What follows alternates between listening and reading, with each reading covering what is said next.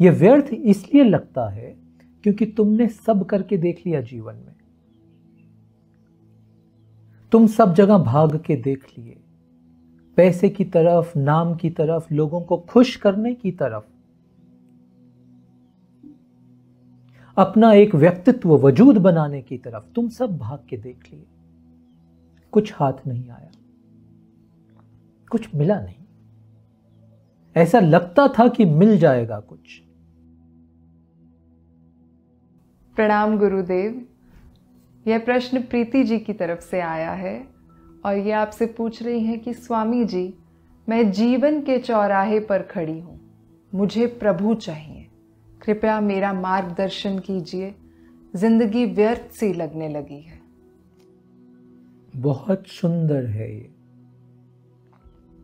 बहुत सुंदर। तुमने दो चीजें बोली, मेरे हृदय को बहुत सुंदर लगी वो।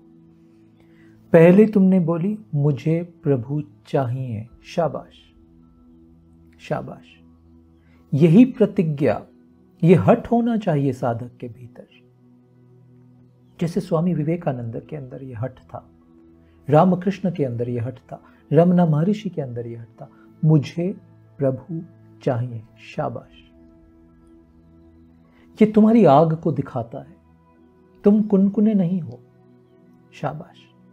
तुमने दूसरी लाइन बोली, मुझे बहुत अच्छी लगी, जीवन व्यर्थ सा लगता है।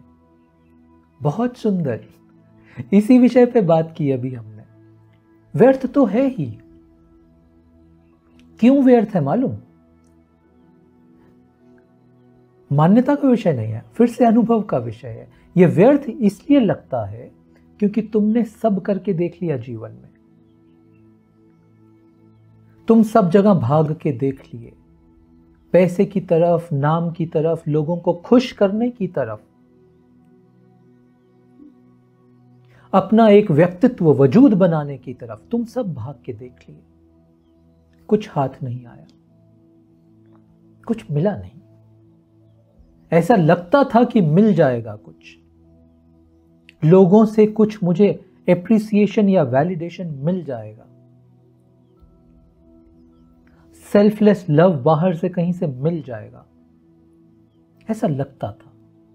मिला कुछ नहीं, हाथ कुछ नहीं आया, तो व्यर्थ तो लगेगा। हां, मगर थोड़ी गलती है यहां पे तुम्हारी स्टेटमेंट में। तुमने बोला जीवन व्यर्थ सा लगता है। नहीं, जीवन व्यर्थ नहीं है, तुम्हारी दृष्टि गलत जगह लगी थी, वो व्यर्थ है।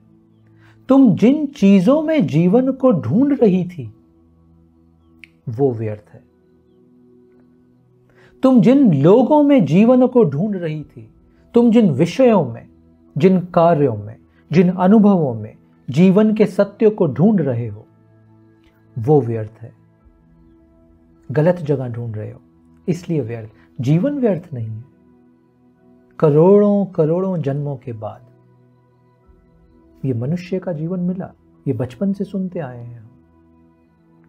कीमती है ये जो आज तुम्हें मिला है। ऐसा बोलते हैं। अभी पीछे मैं शिव पुराण और भागवतम पुराण पढ़ रहा था। सुंदर बात बोली उसके अंदर, दोनों के अंदर बोलते हैं कि देवलोक के देव भी मोक्ष को नहीं पा सकते, पशु लोक के पशु भी मोक्ष को नहीं पा सकते, असुर लोक के असुर भी मोक्ष को नहीं पा सकते। पृथ्वी लोक के मनुष्यों को यह अपॉर्चुनिटी दी गई है क्योंकि हम बीच में हैं। ना हम पशु लोक पे हैं, ना हम असुर हैं, ना हम देव हैं, हम बीच में हैं। हाँ? जैसे मिडिल क्लास के पास बहुत अपॉर्चुनिटी होती है। वो प्रतिज्ञा ले ले तो वो कहीं भी पहुंच सकता है।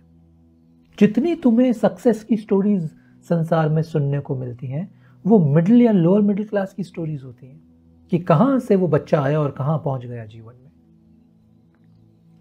पृथ्वी पे ये जो मनुष्य हैं, हम बीच में हैं। सारी संभावनाएं खुली हैं हमारे पास। छलांग लगाएं तो देवलोक में जा सकते हैं, नीचे की छलांग लगाएं तो पशु लोक में जा सकते हैं, और नीचे की छलांग लगाएं, असुर लोक में जा सकते हैं, और अनंत छलांग लगाएं तो शिव लोक में जा सकते हैं, यानी मोक्ष लोक में जा सकते हैं। ये निर्भर करता है हम पे। आग चाहिए इसके लिए जो तुम में है, क्योंकि तुमने बोला ईश्वर चाहिए। शाबाश, बहुत सुंदर है। ये आग ही तुम्हें ईश्वर के दर्शन कराएगी।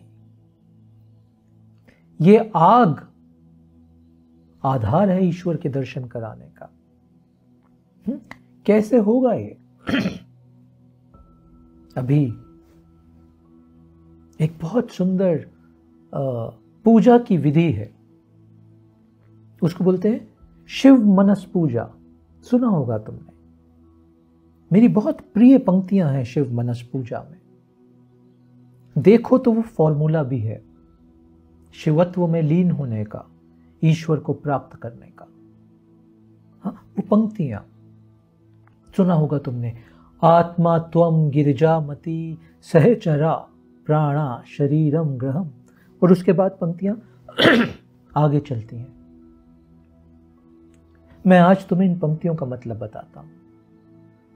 आत्मा त्वम गिरिजामती, ये साधक, ये भक्त शिव को बोल रहा है कि ये जो मेरे भीतर मेरी आत्मा है ना शिव, ये तुम हो।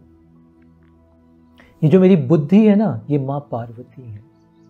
ये जो मेरे श्वास चल रहे हैं ना, ये तुम्हारे ही गण हैं। सहचरा, ये तुम्हारे ही अटेंडेंट्स हैं। और ये जो मेरा शरीर है, ये तुम्हारा ही मंदिर है ओ शिव। आगे बोलते हैं, ये जो मैं विषयों का पूजा ते विषयोपभोगता,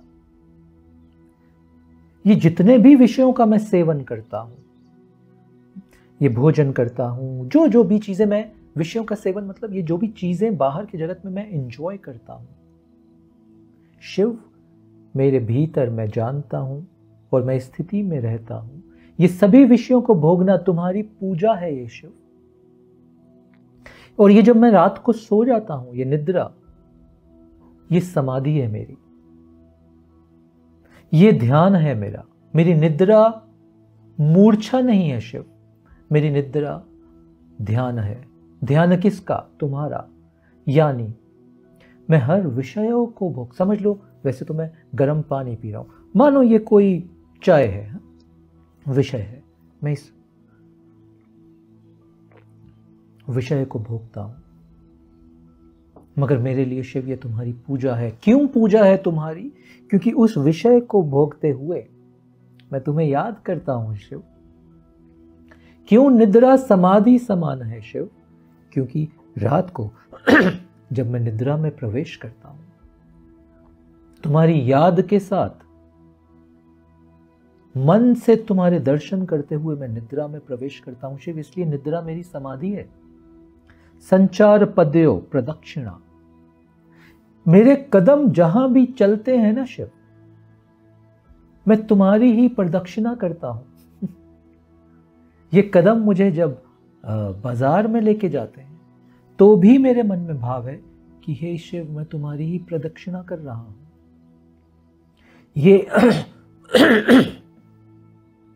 ये जो शब्द मेरे मुंह से निकलते हैं, ये तुम्हारी ही प्रशंसा के शब्द हैं।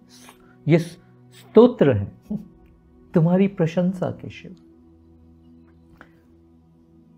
जो भी मैं कार्य कृत्य करता हूं शिव, हे महादेव शंभु, शंभो त्वर आराधनम, हे महादेव शंभु, ये तुम्हारी ही आराधना है सतत।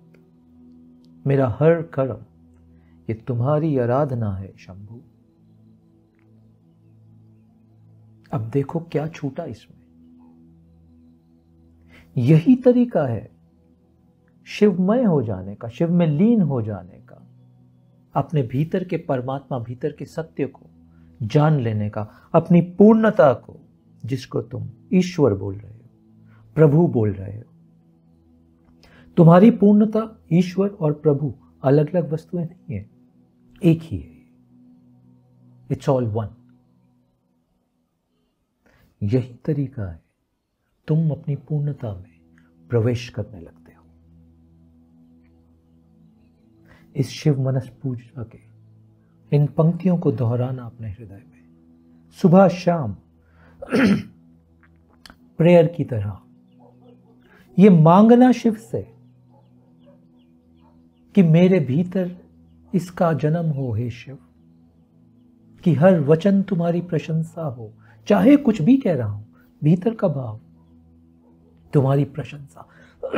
हर कदम जो जहां चल रहा है तुम्हारी प्रदक्षिणा, हर भोग में तुम्हारा ही ध्यान, तुम्हारी पूजा, हर निद्रा समाधि स्थिति। अद्भुत है ये, और यही तरीका है जीवन के। पीछे मैंने बोला संसार और आध्यात्म अलग अलग नहीं है।